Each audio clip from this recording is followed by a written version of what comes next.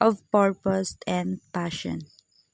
I'm your host, Haisamei Aplal, and today we're diving deep into the topic of unleashing your inner fire, that spark of determination and self belief that propels you forward.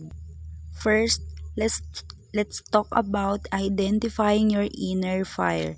What truly ignites your passion? What activities make you lose track of time? What are you naturally good at? Take a moment to reflect on these questions. Your inner fire is not always obvious. It might be hidden beneath layers of self-doubt or societal expectation. Empowered is a podcast that provides a safe space to share the journey of overcoming life hurdles and living an empowered life. The podcast features interviews with guests who discuss sobriety, life choices, and well being. Welcome to Empowered Hannah. Thanks for joining us.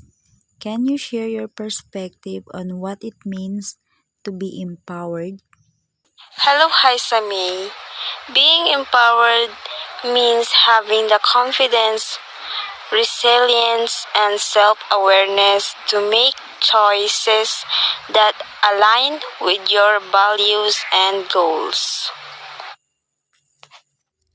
That's inspiring, Hannah.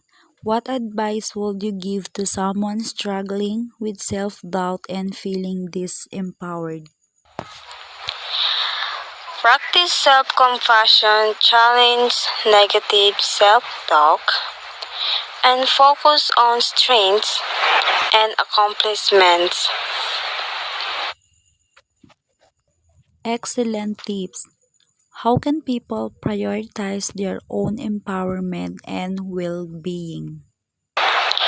Set boundaries, prioritize self care, and surround yourself with supportive people. Those are great reminders, Hannah. What's the role of mindfulness in empowerment?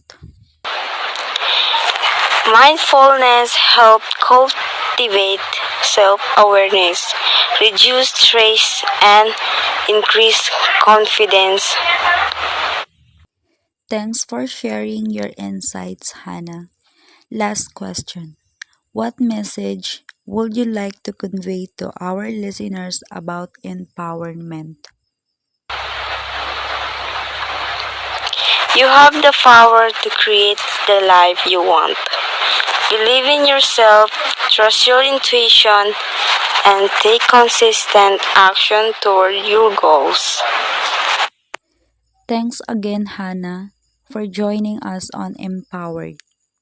We all have it, that inner fire. It's the voice inside that whispers, you can do this, even when things get tough, but sometimes life challenges, self doubt, or external pressures can dim that flame. Empowered is a podcast that provides a safe space to share the journey of overcoming life hurdles and living an empowered life. The podcast features interviews with guests discussed. Empowered is a personal and professional development podcast that aims to empower listeners to be the greatest versions of themselves.